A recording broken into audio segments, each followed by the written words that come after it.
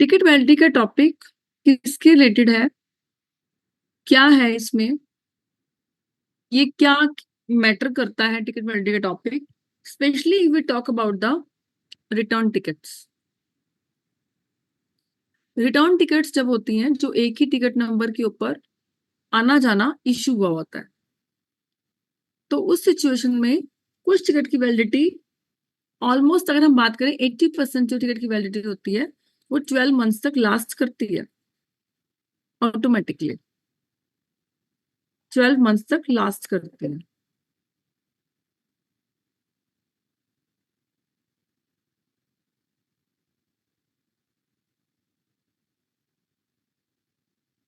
12 months तक valid होती है।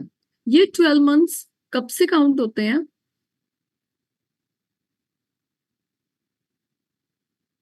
ये 12 मंथ्स डिपार्चर, जो फर्स्ट डिपार्चर स्टार्ट होता है उससे काउंट होते हैं।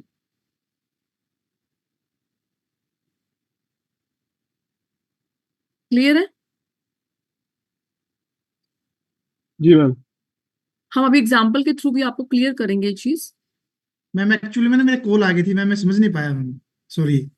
ओके, हम टिकट की वैलिडिटी का चैप्टर कर रहे हैं। जी मैम। टिकट की वैलिडिटी का क्या रोल होता है while providing fare to your client और while providing the ticket service to your client. अब क्या है, एक सिनेरियो लेते हैं। मैंने जो यहाँ 12 मंथ्स लिखा है, इसका ये मतलब है कि 80% इंटरनेशनल टिकट्स की रिटर्न टिकट की वैलिडिटी जो रहता है वो 12 मंथ्स तक 80% रहता है। इट्स नॉट लाइक कि 100% हर टिकट की जो वैलिडिटी है, जैसे सिम्स की वैलिडिटी होती है, सिम कार्ड्स की वैलिडिटी होती है, ऐसे टिकट की वैलिडिटी भी होती है कि वो जी 12 मंथ्स तक वैलिड होती है। कुछ टिकट 6 मंथ्स तक वैलिड होती है, कुछ 3 मंथ्स तक वैलिड होती है। तो इस तरह की वेरिएशंस होती हैं। अगर हम इंटरनेशनल टिकट्स की बात करें तो 80% में से टिकट्स हैं, specially we talk about US, Canada, UK. इन 3 सेक्टर्स में 80% टिकट्स की जो वैलिडिटी है वो 12 मंथ्स तक होती है, मैक्सिमम होती है। 12 मंथ्स के अक्रॉस वैलिडिटी नहीं होती है। ये एक मैक्सिमम लिमिट है 12 मंथ्स। अब ये आपका वैलिडिटी क्या रोल प्ले करती है आपकी ट्रैवल इंडस्ट्री में as a owner of a travel industry, as a owner of your travel company, आपको ये रूल क्लियर होना चाहिए। देखिए, एक हम काफी सारे इसके सिनेरियोज लेते हैं, उन सिनेरियो से आपको क्लियर होता जाएगा। एक सिनेरियो हमने लिया कि आपने रिटर्न टिकट इशू कर दी। रिटर्न टिकट में उसका लेट से 15 सितंबर का डिपार्चर था दिल्ली से टोरंटो के लिए। ये कोड सबको पढ़ने आ गए हैं, दिल्ली YYZ मतलब टोरंटो। Yes ma'am. जी अब उसका जो रिटर्न है वो रिटर्न है लेट से 10 जनवरी का।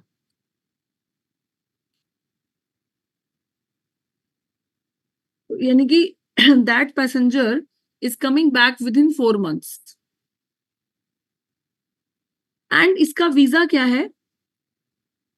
वीजा प्रोफाइल इसका विजिटर है। अब विजिटर वीजा है कनाडा का, तो 1 गो में से कितना अलाउ होता है? 6 मंथ स्टे अलाउ होता है according to the IRCC rule. According to IRCC IRCC rule, जो कैनेडियन गवर्नमेंट की इमिग्रेशन का रूल है। लेकिन आपको पता है कि कनाडा में अभी वैलिड है कि अगर पर्सन विजिटर वीजा पे जाता है तो वो अपना वीजा स्टडी वीजा में कन्वर्ट करवा सकता है। वो वहां पे अपने लिए एम्प्लॉयर भी ढूंढ सकता है। जैसे ऑस्ट्रेलिया में अगर कोई विजिटर या टूरिस्ट वीजा पे जा रहा है तो अब वो स्टडी वीजा में अपना वीजा कन्वर्ट नहीं करा सकता है। ये रूल वहां पे अब ये प्रोहिबिटेड हो गया है। पहले ये रूल वहां पे भी चलता था, अब ये रूल वहां पे डिसकंटिन्यू हो गया है। लेकिन कनाडा में रूल है ये। तो उसके अकॉर्डिंगली अब उसने आपको कहा कि मेरी टिकट जो है अभी, आप एक काम करो, मेरी टिकट 15 अगस्त के आसपास कर दो, मैं 15 अगस्त के आसपास वापस करूंगा। अब वो 15 सितंबर को गया है एंड उसकी जो टिकट इशुएंस डेट है, इशुएंस डेट उसकी थी लेट से 10 अगस्त मान लीजिए आप। अब वो रिटर्न कब कर रहा था? 10 जनवरी को। अब वो क्या मांग रहा है आपसे कि वो 2024 में गया और नेक्स्ट ईयर 2025 में वो डेट आपसे न्यू डेट क्या मांग रहा है रिटर्न की? इन प्लेस ऑफ 10 जनवरी वो क्या मांग रहा है? 10 अगस्त कौन सी मांग रहा है? नेक्स्ट ईयर की मांग रहा है। सिचुएशन क्लियर है? जी मैम। तो उसकी इश्यूएंस डेट टिकट की थी 10 अगस्त 2024 which is a present year going on. ठीक है। जी अब अगर उसकी टिकट की वैलिडिटी 6 मंथ्स तक लास्ट करती होगी, 6 मंथ्स हम कहां से काउंट करेंगे? उसका फर्स्ट डिपार्चर से। फर्स्ट डिपार्चर उसका कब था? 15 सितंबर का, राइट? जी जी इश्यूएंस डेट मैटर नहीं करती है। टिकट की वैलिडिटी जो स्टार्ट होती है वो उसके फर्स्ट डिपार्चर से काउंट होनी स्टार्ट हो जाती है। ठीक है, समझ रहे हैं आप? चाहे आप टिकट जी 6 मैम। महीने पहले एडवांस बाय कर लीजिए, उससे कोई मैटर नहीं करता है। टिकट की वैलिडिटी काउंट होना स्टार्ट होगी उसकी first departure fly out date से। क्लियर है रूल ये? जी मैम। जी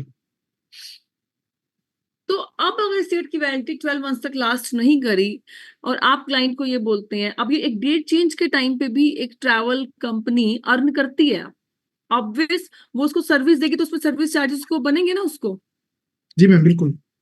अब उसमें हो सकता है कि अभी क्लाइंट वो कंपनी कितनी स्मार्टली खेलती है, खेलने का मतलब इसको मैं यहाँ पे गलत, सॉरी मैं वर्ड यूज कर गई, कितना स्मार्टली एक्ट करती है कि उसको डेट चेंज के टाइम पे उसको फिगर आउट करना है।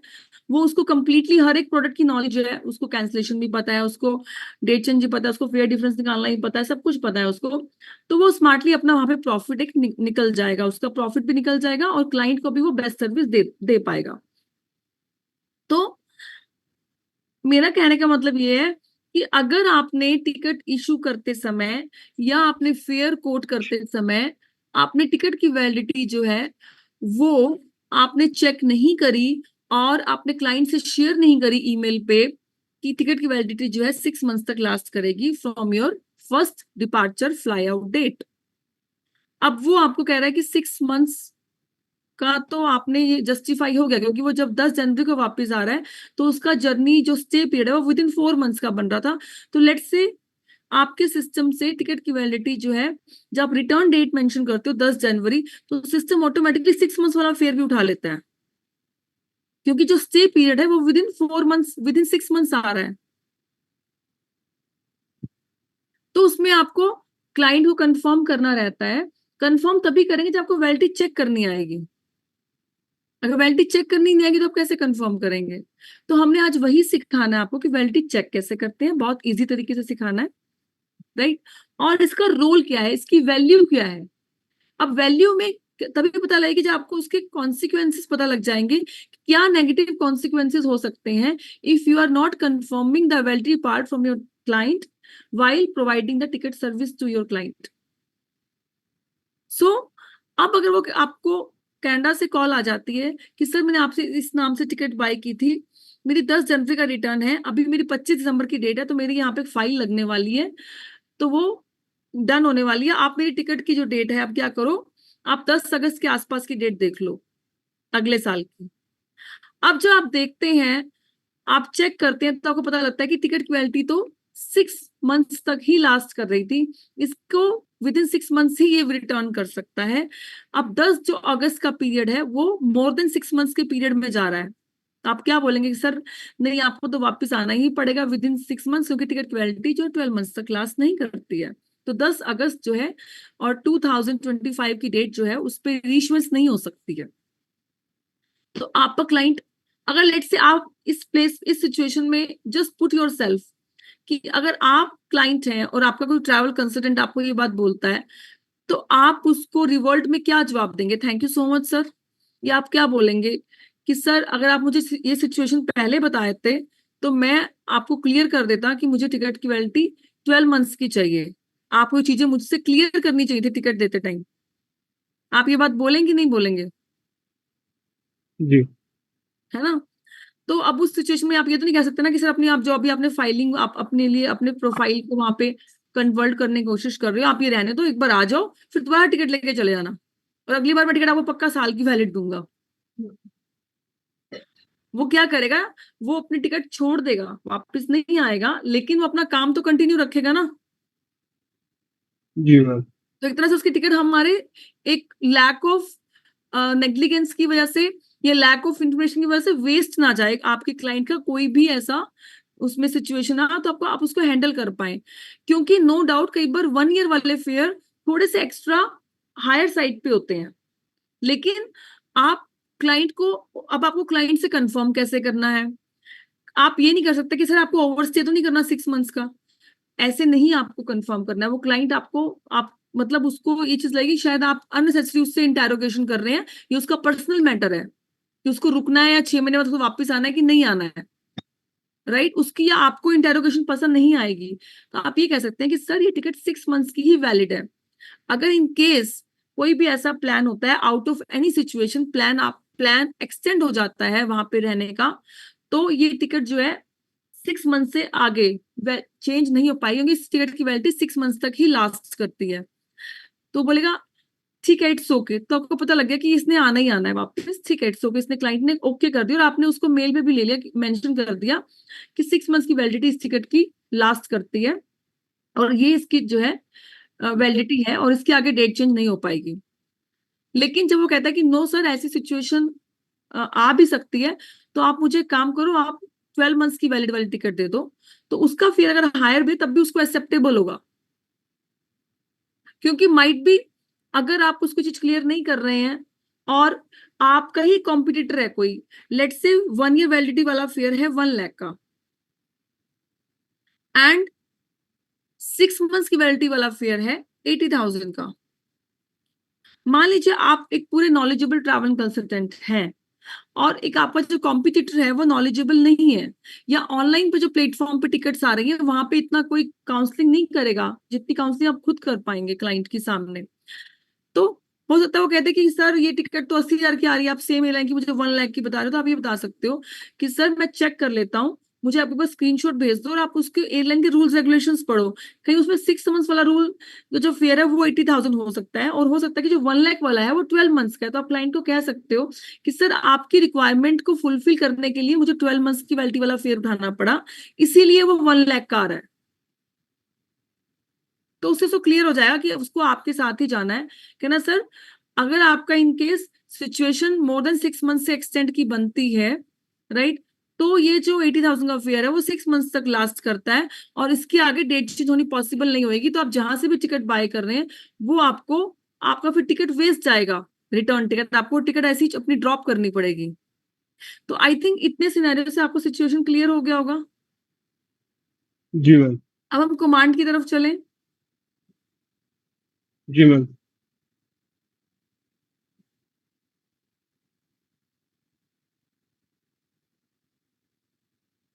एफडी का मतलब है फेयर डिस्प्ले। फेयर डिस्प्ले हमने चेक करना, फेयर डिस्प्ले हमें रूल्स डिस्प्ले हो जाएं, दिल्ली 15 जनवरी, लेट से सिंगापुर के हम रूल्स चेक करते हैं, राइट, और हम चेक करते हैं सिंगापुर एयरलाइंस पे, राइट। अब ये देखिए सिंगापुर एयरलाइंस में जो विक्टर क्लास का फेयर है वो क्या कह रहा है, 3 मंथ्स 1 मंथ, 3/1, यानी कि 3/1 का मतलब क्या है कि इसकी वैलिडिटी जो है मैक्सिमम 3 है, मिनिमम 1 मंथ है, ये वाला फेयर बेसिस। अगर इसका अब जो नेक्स्ट फेयर है 28,400 का है, राइट, और इसमें V6 लिखा है, V6 मतलब V65 ये कोड है, फेयर बेसिस के कोड्स होते हैं, तो ये इसकी टिकट जो है 12 मंथ्स तक लास्ट करती है। फिर एक फेयर बेसिस है इसमें नैन्सी क्लास का, जिसमें कि 15II RB1 है, इसकी 3/3 ही है, 3 मंथ्स की ही वैलिडिटी है इसकी, इसकी आगे नहीं जाएगी वो। तो इस तरह से यहाँ पे आपको वैलिडिटी मेंशन होती है। आपको मैं कुछ और सेक्टर से भी दिखा देती हूँ।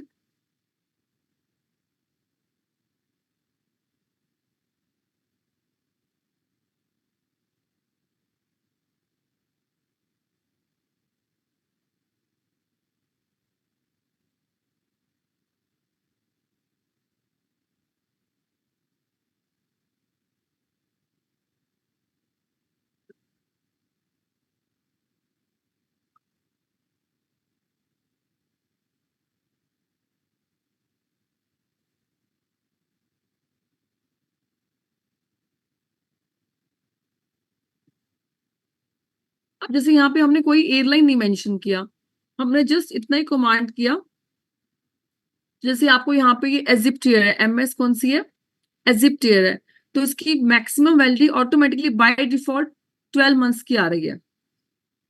किसी पर्टिकुलर एयरलाइन पे जाना चाहते हैं आप, तो इसको स्लैश करके आप टर्किश कर देंगे। जैसे टर्किश का देखना है आपको, तो टर्किश का देख सकते हैं कि टर्किश में जो विक्टर क्लास का ये फेयर बेसिस, आप फेयर बेसिस कहाँ से चेक करोगे वो भी आपको क्रॉस चेक करना समझाती हूँ अभी मैं नेक्स्ट उसमें स्टेप में। तो यहाँ पे है मैक्सिमम 6 मंथ्स की वैलिडिटी है, मैक्सिमम 6 मंथ्स की वैलिडिटी है टर्किश क्लास का, जिसका फेयर बेसिस बिना टैक्स के, only fair basis excluding taxes जो है फेयर ये है। आप जरा नोट करो अभी, VF2XPS ये वाला फेयर बेसिस देखो, और 49,900 विक्टर क्लास का 6 मंथ्स का है, राइट। अब हम यहाँ पे जी क्या मैम। करते हैं, VF2XPX 15 सितंबर दिल्ली टोरंटो टर्किश करते हैं।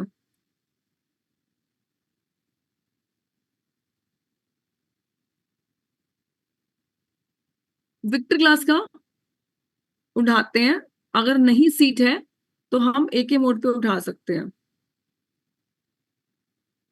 AK मोड पे भी हमें फेयर बेसिस दिखाएगा वो FQ करने पे।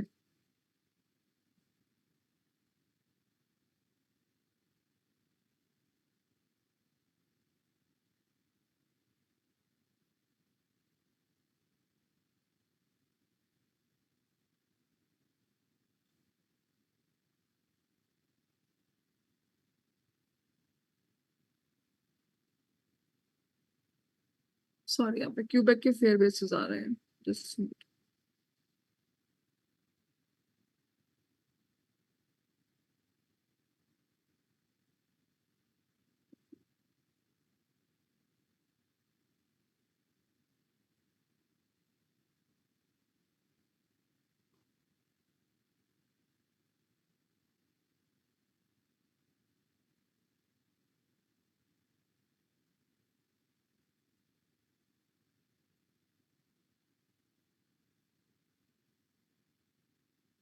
Permitted 25 January to 30th of okay.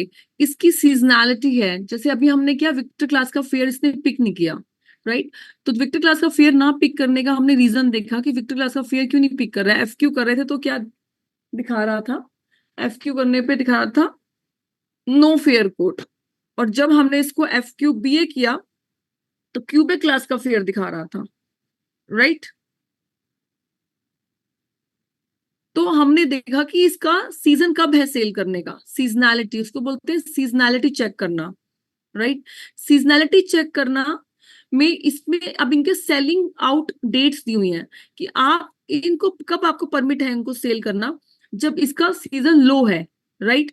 Season लो इसने डिक्लेयर किया हुआ है टर्किश एयरलाइन ने, 25 जनवरी से लेकर 30 जनवरी के बीच में आप इस टिकट को सेल कर सकते हैं। कौन सी विक्टर क्लास के फेयर को 1 अप्रैल से लेकर आप 15 मई तक कर सकते हैं।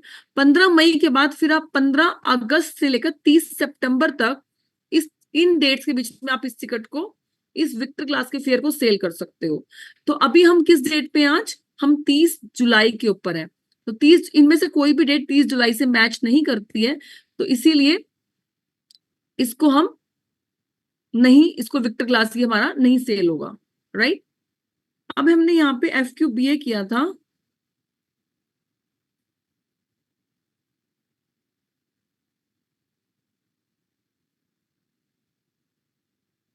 51,925।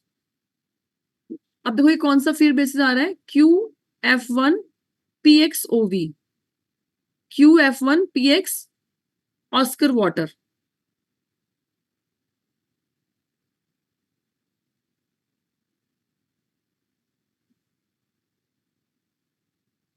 QF1XPX, QF1PX ऑस्कर वाटर, ये वाला है ना लाइन नंबर 6 वाला, जी मैम। लाइन नंबर 6 वाला, राइट। अब जी जो लाइन नंबर 6 वाला है, इसके आगे कोई भी फेयर वैलिडिटी है ही नहीं है। आप देख रहे हो, देखो ध्यान से, ये हमने क्या उठाया है, वन वे उठाई है, वन साइड। तो वन साइड के जी आगे फेयर वैलिडिटी है ही नहीं, क्योंकि जो फेयर वैलिडिटी है वो रिटर्न फेयर के लिए मैटर करती है।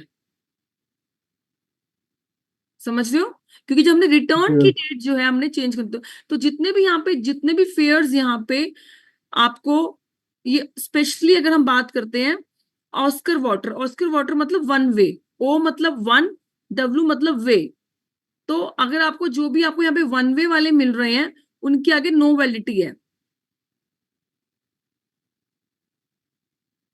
अब जो हमारे पास जो है, इसको हम रिटर्न टिकट उठा के देखते हैं। रिटर्न टिकट उठाते हैं, लेट से 20 नवंबर करते हैं, वाई बाई जेड से दिल्ली टर्किश।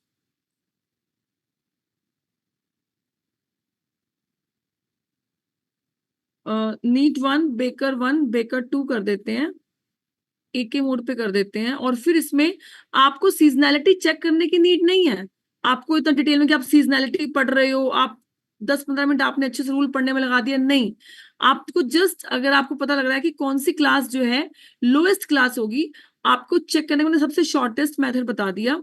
सीट नहीं भी अवेलेबल है, आप एक ही मोड पे उठा लो, और उसको एक ही मोड पे कोई भी रैंडमली क्लास उठा लो, और आप FQBA कर लो। ऑटोमेटिकली इसमें सीजनैलिटी के अकॉर्डिंगली आपको बता देगा कि कौन सी जो है इसमें आपको क्लास पिक करनी चाहिए।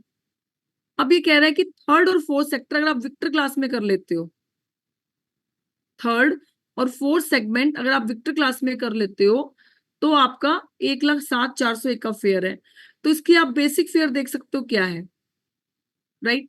अब रिटर्न के लिए ये आपको विक्टर क्लास उठाना अलाउ कर रहा है, वन वे के लिए नहीं कर रहा था। रिटर्न जर्नी जब आपने कर दी दिल्ली टोरंटो टोरंटो दिल्ली, तो VF2XPX के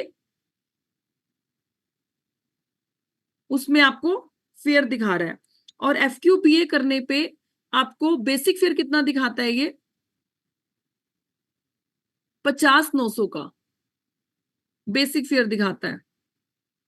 और फेयर बेसिस है VF2 से स्टार्ट है, फिर से आप देख सकते हो VF2XPX। तो यानी कि इसकी टिकट की वैलिडिटी अगर हमें चेक करनी है, तो हम फेयर डिस्प्ले रूल पे जाएंगे और VF2XPX देखेंगे। तो मैक्सिमम इस टिकट की वैलिडिटी 6 मंथ्स है। अगर इस टिकट ये वाला VF2XPX फेयर बेसिस,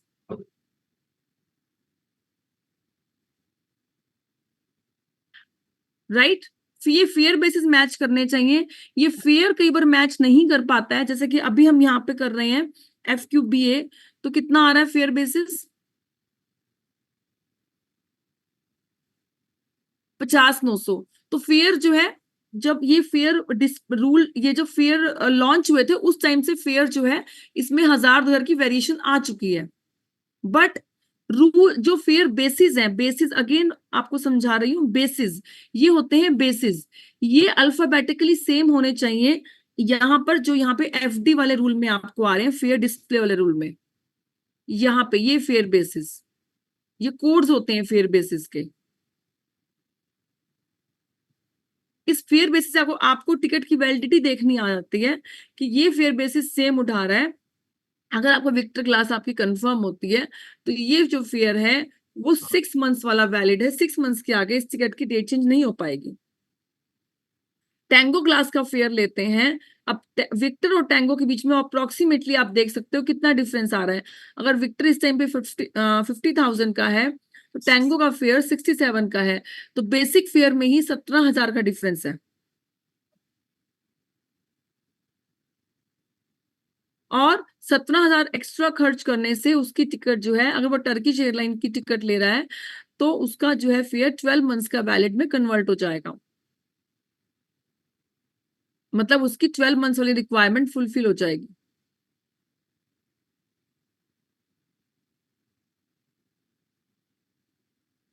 समझ में आया? मैम ये तो समझ में आ गया, लेकिन जो जैसे आपने मतलब कि दोनों फ्लाइट उठाई है, ये अलग अलग ही उठानी पड़ेगी हमें, मतलब कि जाने और आने नहीं सर, ये आने जाने की तो जैसे हमने ये रिटर्न फेयर का, तभी तो अगर हम आने जाने की टिकट उठा रहे हैं, राइट, तभी तो रिटर्न का फेयर बेसिस बनेगा। की। जी।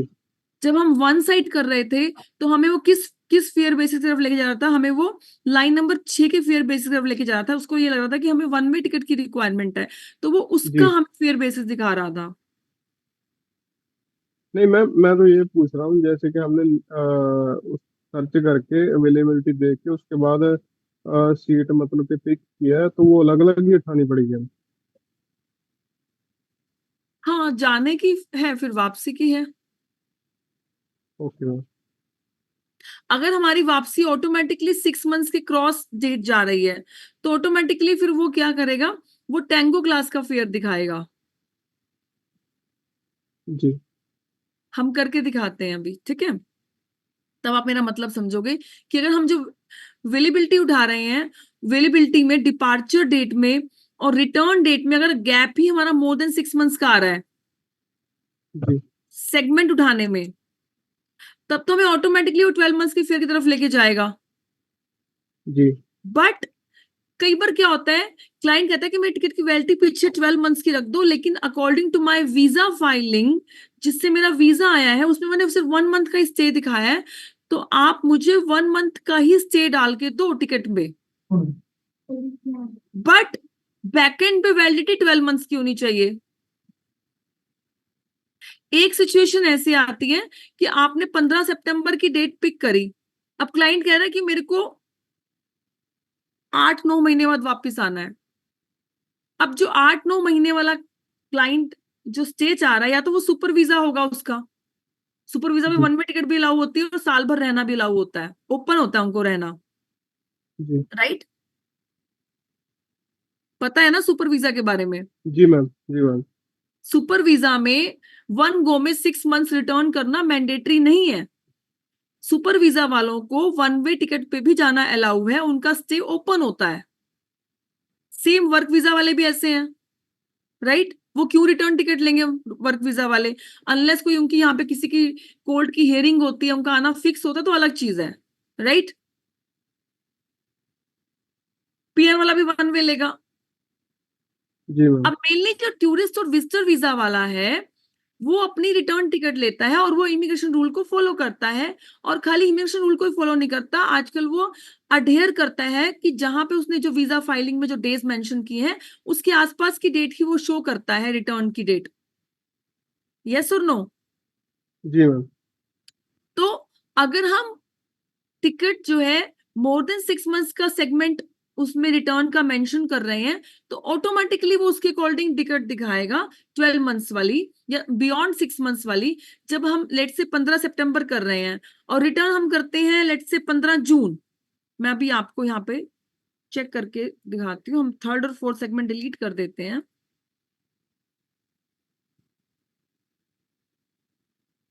दस जून कितना टाइम हो गया, मोर देन 6 मंथ्स हो गया।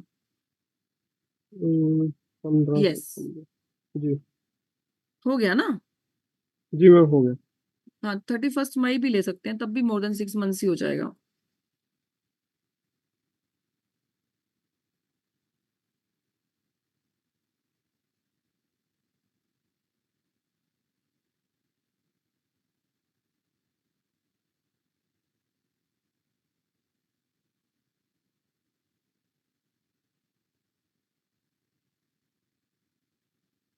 अब मैंने कर दिया नीट 1, हैरी 2 एक के कर दिया, राइट। अब हम जी इसमें मैम। देखते हैं कि इसमें लोएस्ट फेयर क्या निकलेगा। अब इसमें lowest fair automatic tango class का दिखा रहा है, वो विक्टर का नहीं दिखाएगा। जी। क्यों भला,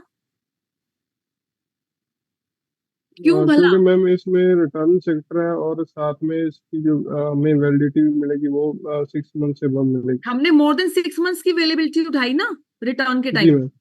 जी तो मैम। अब ये देखिए जो टैंगो क्लास का फेयर बेसिस है वो कितना है, लाइन नंबर 3 देखिए। 67,000 फॉर 12 मंथ। 12 मंथ्स है ना। जी तो अब आपको समझ में आया जी मैम। कि system is very updated, but अगर हम किसी की रिक्वायरमेंट को फुलफिल कर रहे हैं, वो कह रहा है कि वीजा मेरा आया है लेकिन मुझे दिखाना ही है कि मैं 1 मंथ में वापस आ रहा हूँ, और बाद में वहां जाने पे आपको फोन करूंगा अगर मुझे चेंज की रिक्वायरमेंट होगी, बट आप ऐसा करो मेरी टिकट की वैलिडिटी पीछे बैक एंड पे 12 मंथ्स की रख दो। तो इसमें अब आप क्या करोगे, चाहे 15 सितंबर के बाद आप शो कर रहे हो कि उसको 15 अक्टूबर को वापस आ जाना है, आप रिटर्न सेगमेंट 15 अक्टूबर मेंशन कर रहे हो just after a 1 month, right. But आप जी फेयर मैम। स्पेसिस कौन सा उठाओगे purposely? Tango class. Yes, now you got it, कि आप उसके लिए भी टैंगो क्लास उठाओगे in order to provide the validity of 12 months. 12 month. सबको आया समझ में? जी मैम।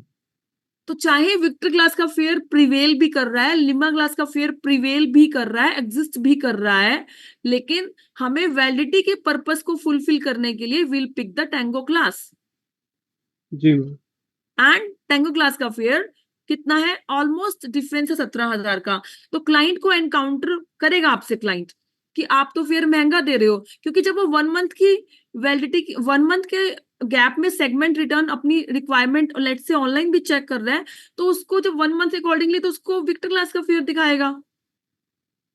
जी मैम। तो वो कहेगा कि आप क्यों मुझे इतना, आपने बोला कि सर आपकी रिक्वायरमेंट फुलफिल होती है इस वाले फेयर से, 12 मंथ्स की वैलिडिटी वाले फेयर से।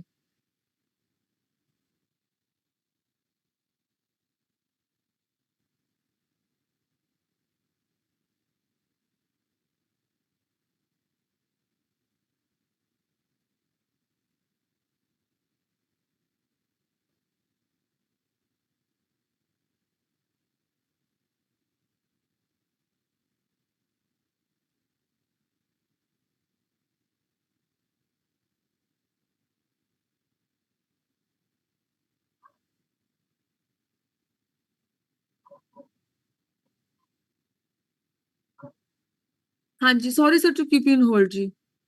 जी मैम। ठीक है, ये चैप्टर क्लियर है? जी मैम। मैम एक ऐसा थोड़ा बताइए, मतलब कि जैसे कि हमने आप अलग अलग चेक किया है, ये जैसे कमांड डाला कि रिटर्न डेट ये और मतलब कि जाने के डिपार्चर डेट ये, और ये एक ही कमांड हो सकती है मैम, मतलब कि जैसे कि हम चेक करें तो।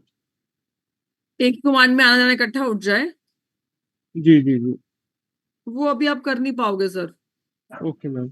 बेटर है कि आप इसको अलग अलग करके कर लो, नहीं तो वो कुछ कंफ्यूजन आपको हो जाएगी फिर। Okay okay okay. कमांड आपको डेफिनेटली बता दूंगी मैं, राइट। Okay ma'am. जी मैम।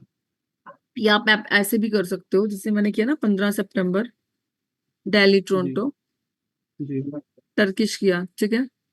जी मैम।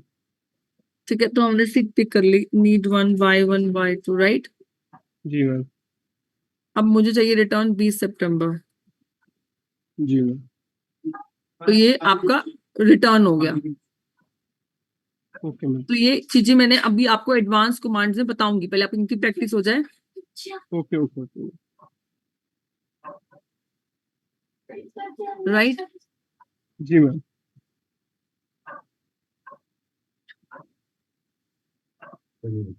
Right sir.